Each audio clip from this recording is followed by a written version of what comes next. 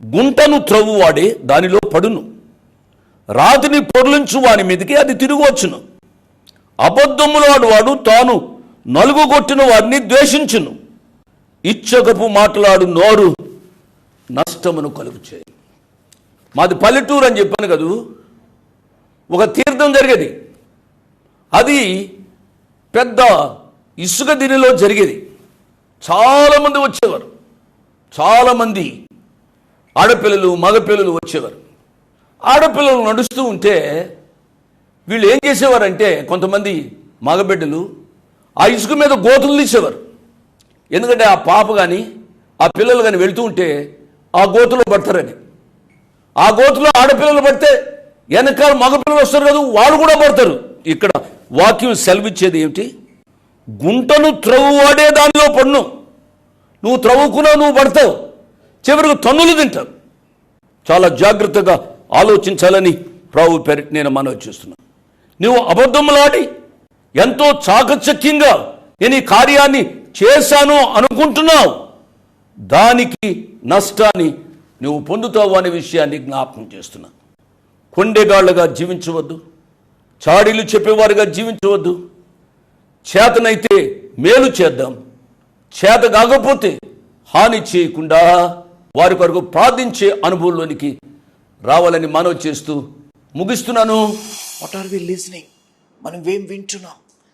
దేవుడే చెప్పాడు కాబట్టి నేను మీ దగ్గరకు వచ్చాను, నేను ఇది ఇస్తాను, నేను అది ఇస్తాను అని చెప్పేది ఈ రోజుల్లో చాలా ప్రాముఖ్యమైనది. గమనించవలసింది సువార్తలైన లోకంలోనైనా నేను చాలా ప్రాముఖ్యంగా ధైర్యంగా చెప్తున్నాను, నిర్భయంతో నేను చెప్తున్న మాట, భారముతోని బాధ్యతతోని బాధతోని చెప్తున్న మాట. ఏమి వింటున్నాము అనేది చాలా ప్రాముఖ్యమైనది. మనం ఏది పడితే అది వినేసి, ఏది పడితే అది నమ్మేసి, దానికి అనుగుణంగా మనం జీవించడాన్ని బట్టి ఈరోజు మన జీవితాల్లో ఎంతో నష్టపోతున్నాము అనేది మనం గమనించాలి.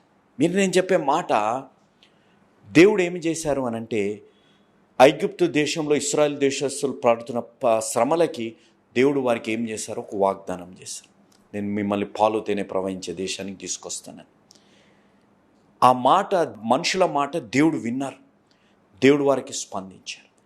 దేవుడు ఆ మాట అబ్రహాం గారికి ఆదికాండం 15వ అధ్యాయంలో చెప్పారు. 400 సంవత్సరాలు వారు బానిసత్వంలో ఉంటారు, దాని తర్వాత నేను వారి దేశానికి నేను నడిపిస్తాను అని చెప్పి ఆదికాండం 15వ అధ్యాయంలో చెప్పిన మాట నిర్గమకాండం 12వ అధ్యాయంలో అది నెరవేరింది.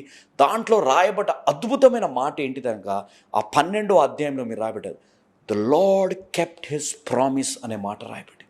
దేవుడు చెప్పినది ఆయన చేశారు అనేది మాట అక్కడ రాయబడ్డది. నేను చెప్పే దీంట్లో ఉన్న సందర్భం ఏంటిదనగా, మనం ఏమి వింటున్నాము అనేది చాలా ప్రాముఖ్యమైనది. ఈరోజు నేను చెప్పే మాట, ఏమి వింటున్నాం? తమ్ముడు, చెల్లెమ, అక్కయ్య, అన్నయ్య, అంకుల్, ఆంటీ, స్నేహితులైన, తోబుట్టులైన, తల్లిదండ్రులైన, ఎవరి మాట మీరు వింటున్నా వారి పునాది దేనిపై ఉంది?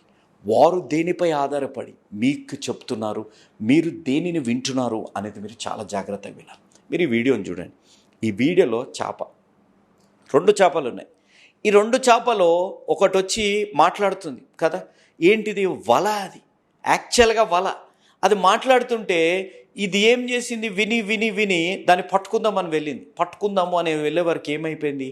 ఆ వలలో పడిపోయింది. సాతానుడు కూడా అదే తీసుకొస్తాడు. సాతానుడు చెవులోనే గిర్ర రింగ్ రింగ్ రింగ్ అని మాట్లాడి మనల్ని శోధనలోకి తీసుకొని వెళ్తాడు.